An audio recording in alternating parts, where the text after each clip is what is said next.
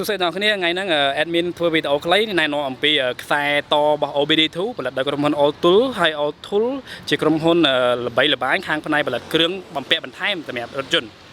អូខេអ្នកនរគ្នាវីដេអូនេះសម្រាប់អ្នកបច្ចេកទេសដែលប្រើឧបករណ៍ scan ទំនើប Wi-Fi ឬ Bluetooth សប្តាហ៍ថ្ងៃដែលវាមានឆ្នុក OBD2 ដូចនេះក៏មានខ្សែទេហើយ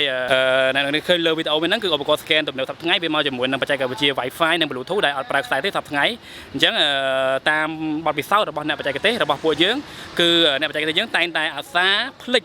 ឆ្នុក OBD នេះជាមួយនឹង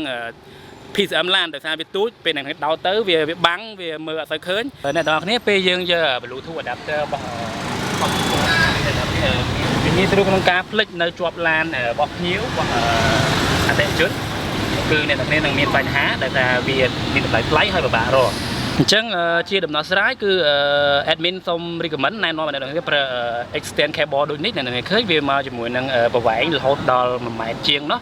ដោយមានឆ្នុកញីឈ្មោះអ្នកទាំងគ្នាឃើញងាយទេអ្នកនេះគាត់ដោតវាចូលទៅឡានហើយឆ្នុកមួយនេះដោតចូលទៅ adapter ដោតឆ្នុក OBD នេះទៅ PCM របស់ឡានហើយ adapter មួយនេះវាអ្នកទាំងគ្នាអាចតំណែងជាមួយនឹងដោយ OBD2 របស់ machine scan អ្នកនេះឃើញគឺវាមានប្រវែងហើយអ្នកនរគ្នាមានសុវត្ថិភាពក្នុងការធ្វើការងារដោយ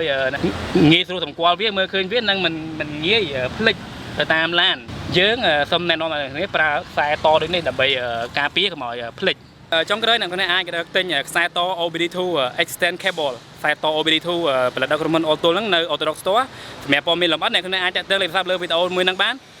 ជួបគ្នានៅវីដេអូក្រោយទៀត admin នឹងផលិតវីដេអូអំពីរបៀបប្រើប្រាស់ឧបករណ៍ scan និង review ឧបករណ៍ជួសជុលរថយន្តជាច្រើនទៀតនៅ page YouTube channel របស់ពួកយើងអរគុណច្រើនសម្រាប់ការគាំទ្រជួបគ្នានៅវីដេអូក្រោយ